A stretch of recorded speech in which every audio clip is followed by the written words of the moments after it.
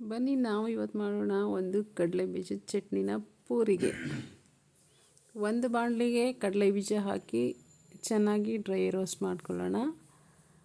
ಅದು dry roast ಆಗಿದ ನಂತರ ತಣ್ಣಗಾಗೋಕ್ಕೆ ಬಿಟ್ಬಿಡೋಣ. ಆನಂತರ ಅದೇ ಬಾಣಲಿಗೆ ಹಸಿಮೆಣ್ಸಿನ್ಕಾಯಿನ ಹಾಕಿ ಡ್ರೈ ರೋಸ್ಟ್ ಮಾಡ್ಕೊಳ್ಳೋಣ. ಆನಂತರ ಸ್ವಲ್ಪ ಹಸಿ ಕರ್ಬೇವಿನ ಸೊಪ್ಪನ್ನ ಲೈಟಾಗಿ ಫ್ರೈ ಮಾಡ್ಕೊಳ್ಳೋಣ. ಹಸಿ ಕರ್ಬೇವಿನ ಸೊಪ್ಪು ಹಾಕೋದ್ರಿಂದ ಚಟ್ನಿ ತುಂಬ ಚೆನ್ನಾಗಿ ಟೇಸ್ಟ್ ಬರುತ್ತೆ.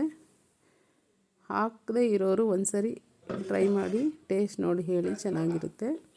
ಆನಂತರ ಒಂದು ಜಾರ್ಗೆ ನಾವು ಹುರಿದು ಸಿಪ್ಪೆ ಸುಲ್ಕೊಂಡಿರೋ ಕಡಲೆ ಬೀಜ ಹಾಕಿ, ಹಸಿ ಬೆಳ್ಳುಳ್ಳಿ, ಹುರಿದಿರೋ ಹಸಿ ಮೆಣಸಿನ್ಕಾಯಿ, ಹಸಿ ಕರ್ಬೇವಿನ ಸೊಪ್ಪು, ಸ್ವಲ್ಪ ಕೊತ್ತಂಬರಿ ಸೊಪ್ಪನ್ನು ಹಾಕ್ಕೊಳ್ಳಿ, ಮತ್ತು ಸ್ವಲ್ಪ ಹುಣಸೆಹಣ್ಣು, ಸ್ವಲ್ಪ ಉಪ್ಪು ಹಾಕ್ಬಿಟ್ಟು ಗ್ರೈಂಡ್ ಮಾಡಿಕೊಂಡ್ರೆ ನಮ್ಮ ಚಟ್ನಿ ರೆಡಿಯಾಗಿರುತ್ತೆ. ಪೂರಿ ಜೊತೆ ತುಂಬ ಚೆನ್ನಾಗಿರುತ್ತೆ ಕಾಂಬಿನೇಷನ್ನು. ಬರೀ ಕಡಲೆ ಬೀಜ ಹಾಕಿ ಮಾಡಿರೋ ಚಟ್ನಿ ಎಲ್ಲರಿಗೂ ಗೊತ್ತಿರೋ ರೆಸಿಪಿನೇ, ಆದರೂ ನನ್ನ ಸ್ಟೈಲಲ್ಲಿ ತೋರಿಸಿದ್ದೀನಿ. ನನ್ನ ರೆಸಿಪಿ ನಿಮಗೆ ಇಷ್ಟ ಆದರೆ ನನ್ನ ಚಾನಲ್ನ ಸಬ್ಸ್ಕ್ರೈಬ್ ಮಾಡಿ ಪ್ಲೀಸ್. Thanks for watching.